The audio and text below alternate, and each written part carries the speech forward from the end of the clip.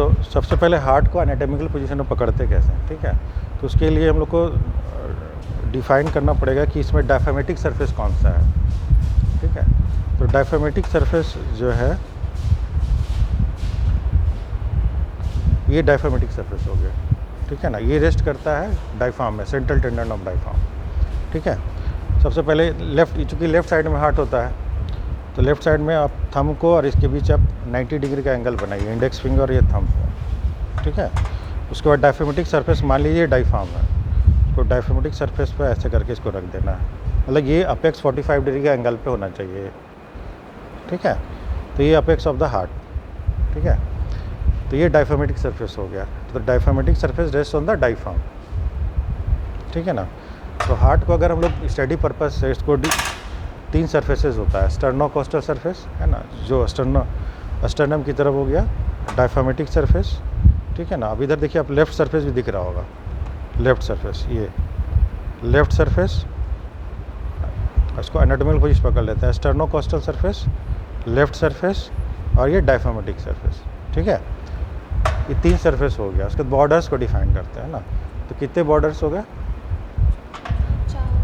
4 border हो गया, ठीक है। एनाटॉमिकल पोजीशन पकड़ लेते हैं तो ये राइट बॉर्डर, ठीक है।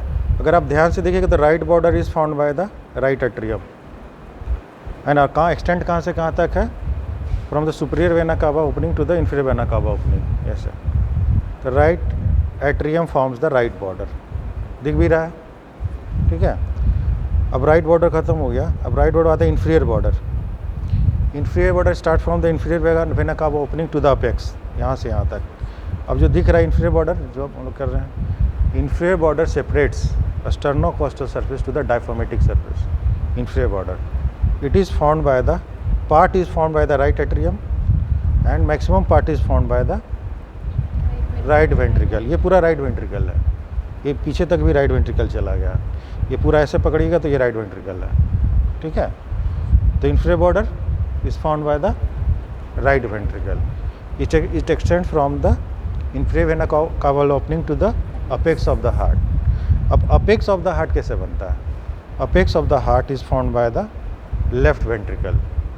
देखिए ये आपका राइट वेंट्रिकल हो गया, है ना। ये यहाँ पर इंटरवेंट्रिकल ग्रूव होगा, है ना, जो फैटी टिश्यू से कवर्ड। ये पूरा लेफ्ट वेंट्रिकल है, दोनों का वॉल आप पाल्पेट कीजिए कितना मोटा है, देखिए, ठीक है ना।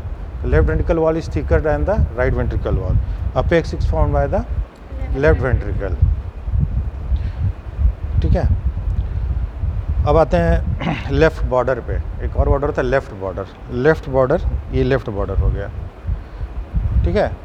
Left border separates the sternocostal surface to the left surface, दोनों को separate. It is found by the left ventricle, है ना, left ventricle. Upper part is also formed by the part of the left auricle, थोड़ा सा left auricle का part आया ऐसे करके, लेफ्ट बॉर्डर, है ना, ठीक है। अब आते हैं left surface. Left surface is formed by the left ventricle and the left auricle, ठीक है। ये दोनों लेफ्ट सरफेस बनाया, लेफ्ट ऑरिकल, लेफ्ट वेंट्रिकल। अब आते हैं डायफ्रामेटिक सरफेस, अब उसे उलट दिए हैं, डायफ्रामेटिक सरफेस वैसे। Diaphragmatic surface is formed by the right ventricle and left ventricle. The major portion, मतलब 2/3 is found by the left ventricle and 1/3 is found by the right ventricle, ठीक है। Diaphragmatic surface clear. अब जैसे बताया कि apex होता है तो बेस भी होता होगा, तो ये बेस हो गया, बेस, है ना, ये बेस हो गया। ऐसे करके हार्ट है तो ये बेस हो गया। अब ये बेस है तो निश्चित रूप से ये वर्टिब्रा की ओर डायरेक्टेड होगा, मतलब हम लोग का जो पीछे वर्टिब्रा है ना। तो base is found by the left atrium and right atrium. तो major part of the base is found by the left atrium and 1/3 is found by the right atrium. अब दिख भी रहा होगा आपको ये बेस, देख रहे हैं, राइट एट्रियम, लेफ्ट एट्रियम, ठीक है। उसके बाद आता है एक और अपर बॉर्डर आता है, ठीक है ना। तो अपर बॉर्डर को ऐसे अगर हम लोग देखेंगे तो ऐसे इस तरह से अपर बॉर्डर, है ना। तो upper border is also found by the left atrium and right atrium, ठीक है ना। अब कितना बॉर्डर हो गया? Inferior border, right border, upper border, left border, sternocostal surface, ठीक है, लेफ्ट सरफेस डायफ्रामेटिक सरफेस। एकदम क्लियर हो गया है ना, कोई कन्फ्यूज़न नहीं है। अब देखिए राइट एट्रियम और राइट ऑरिकुलर देखते हैं। तो ये देखिए ये राइट एट्रियम चैम्बर है ना, और इसका जो प्रोजेक्टेड एंटीरियर पार्ट है ये राइट ऑरिकल है। मतलब right auricle is the part of right atrium, ऐसा ना।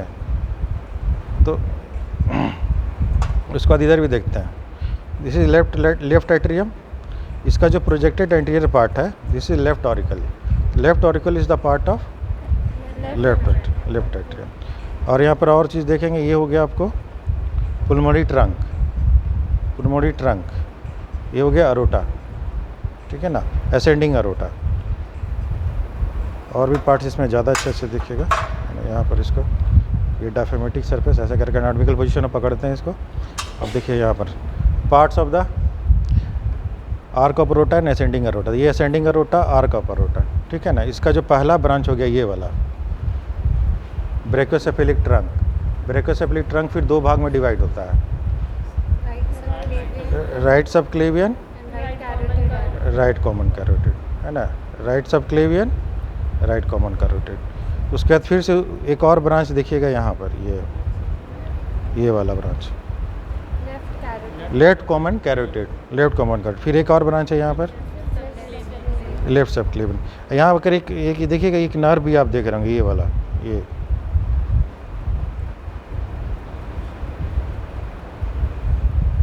देख रहे हैं, ये वेगस नर्व है ना, ठीक है, वेगस नर्व।